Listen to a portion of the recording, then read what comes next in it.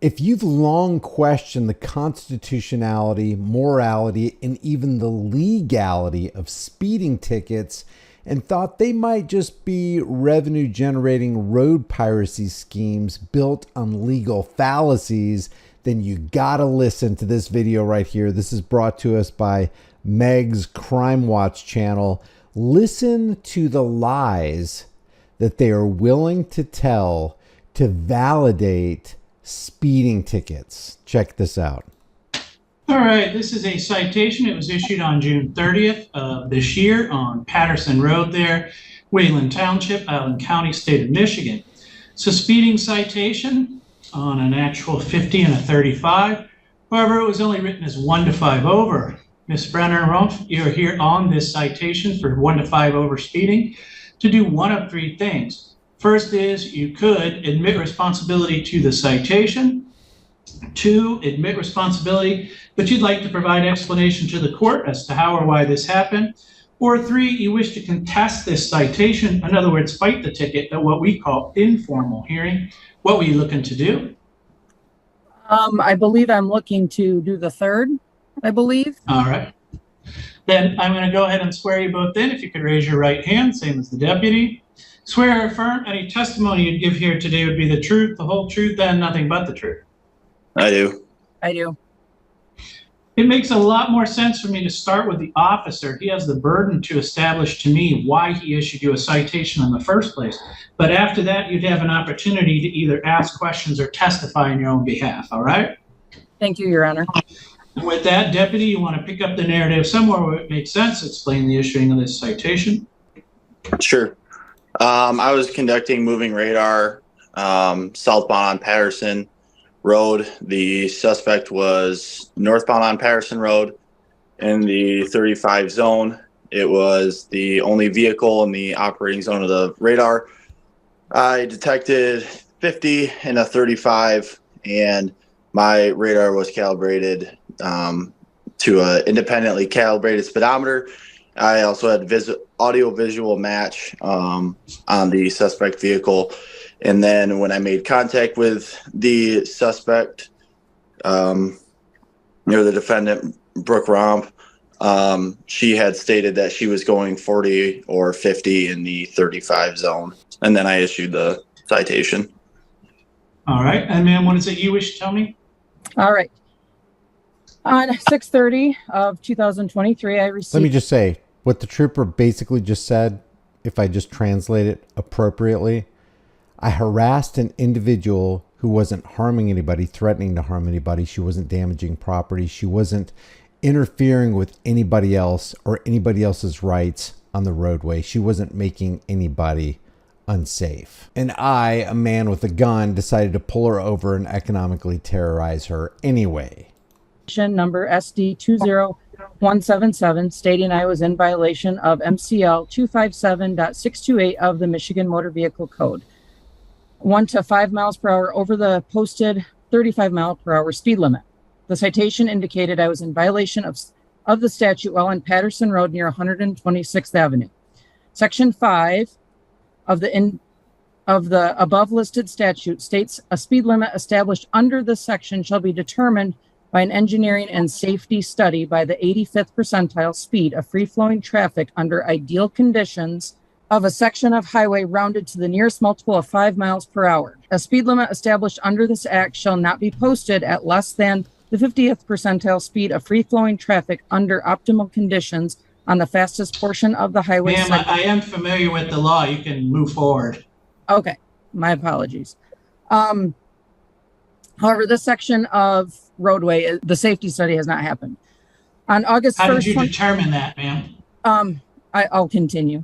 On August 1st, 2023 at 15:08 hours, contact was made with John at the Allegan County Road Commission, who advised his title was Traffic and Safety Advisor. He advised this section of roadway in question has not had an engineering and safety study conducted on it, and the speed limit was set in 1993 under a traffic control order. He advised the road was zoned as all right-of-way and not as residential or in any other manner in which would require the speed limit to default to. Under the statute, that we are going over. MCL 257.628 section 2 subsection A states the proposed change of speed limit without the necessity of a speed study consistent with the methods prescribed for establishing speed limits under 627. MCL 257.627 section 2 subsection H indicates for a 35-mile-per-hour zone to be established without a speed study, there must be no less than 45 vehicular access points, but no more than 49 vehicular access points within the half mile. The section of roadway in question does not meet or qualify the number of access points for the section of roadway to be 35 miles per hour, as it does not have 45 vehicular access points within the half-mile section in question. How many does it have? This morning when I drove through, I counted, and it has, in that half-mile section, it has 24. That was my count. I'm not the expert on the safety study, but when I counted, it has 24, Okay. including. I'm going to make a long story short here. What you're asking for is formal hearing because you're challenging statute. At informal hearing, you would be challenging speed. You need to, and what I'm going to do is they'll reset this for formal hearing. That involves the prosecutor's office in front of the district court judges. That's who you'd have to make this argument in front of. So I'm not saying you're wrong. I'm just saying you're beyond what we do for informal hearing with this particular vein of challenge. Does that make sense to you? Yes, sir. All right. So you will get reset for formal hearing. You'll get new notice out. We just need to make sure. I mean, I'm sure we have good address for you here. Edwin Drive in Wayland. Yes, that's correct, sir. Right. Your Honor. So, may I ask another yes. question? Okay. If you find Officer Morse in favor, if you find in favor of him, I would just like to ask him if he would be willing to amend the citation to a non-moving violation while keeping the costs and fines the same. I'm willing to pay that. I just would not like the points on my license. let me ask you a different question. Before we continue with this, because he's going to construct a legal fallacy, this is that stretch of road. This is South Patterson and 126th Avenue. So according to this woman, for a 35-mile-per-hour zone to be established without a speed study, there must be no less than 45 vehicular access points and no more than 49 within this half a mile. And this wasn't done apparently. And I personally counted 22 to 24 access points in this half-mile stretch. So the speeding violation was outside the parameters of the code and the ticket is therefore illegal. So the argument is that neither the city nor the state nor judges nor troopers can make up their own rules. Only the legislature has the authority to do this. In this case, the legislature defined the method by which the state can legally restrict speed. The rules written by the legislature were not followed. Therefore, the restricted 35-mile-per-hour zone was unauthorized, making the ticket null and void according to their laws. But the truth is that speeding tickets exist to serve two purposes. Number one, they remove your rights. And number two, they extract your cash. Don't look at them as speeding tickets at all. Look at them as what they really are, revenue generating schemes. But wait a second, because this is where the judge constructs a legal fallacy and they all agree to lie about something that never happened on record. There is one speeder that you get no points for. It is 1 to 5 over speeder like you have, but instead of not on expressway, it is on unlimited access.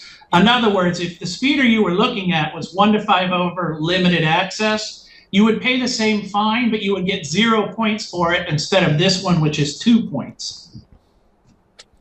Okay. Is that acceptable? Is that what you mean by a no points? I would just like to, if he could amend it to a non-moving violation. Well, I'm not going to ask him to do that. I would ask him to move it to a no point speeder. But if you want a non-moving violation, you'll have to go to formal hearing and see if the prosecutor would accept that. Okay. So I just want to, just make sure that I understand you correctly. So if we ask him to amend it to the limited access, then it would be, then I would pay the same fines. I would just have no points on my license. Correct. Okay. I'm willing to, sorry, go ahead, Deputy Morris. I'm fine with that. If we want to amend it to a 1 to 5 limited access and do the no points, I'm fine with that. I think that's 627C. All right, so just so you understand this, Ms. Brenner, I'm going to explain this to you because it sounds like you want to know this rather than it just magically happening. It's a little bit of a legal fallacy because now we're going to say you're going 72 miles an hour, but in a 70-mile-an-hour zone, that's what's called limited access, meaning you have to ramp on and off, like 131 or I-196. That's what gets you 0 points and the $100 fine still. So what I'm going to do is now say we're amending to that citation that's saying you're going 72 and a 70 unlimited access. We do this quite frequently, but I don't do it at my discretion because I'm judicial branch. But I would always do it at executive branch's discretion, which is the officer. In other words, we construct legal fallacies quite frequently. It's a little bit of a legal fallacy. So the legal fallacy in this case is they're going to say that she was doing 72 and a 70 in a limited access road. Because now we're going to say you're going 72 miles an hour, but in a 70-mile-an-hour zone. Which she didn't do. So he's amending the citation to something that didn't happen. And all three parties, this woman, the judge, and the trooper, are agreeing to lie on record about something that never happened, just so that she can get points removed or points don't appear on her license. But she's still willing to pay the fine, the government-approved extortion fee. I think the officer's reading in between the lines that this may be more trouble than it's worth to go down this road, and you might be correct, and they have a problem with the whole speed limit on that stretch, that he's willing to do it, you're willing to do it. We would end this now. You would get no points, but you would still be paying the $100 fines it costs.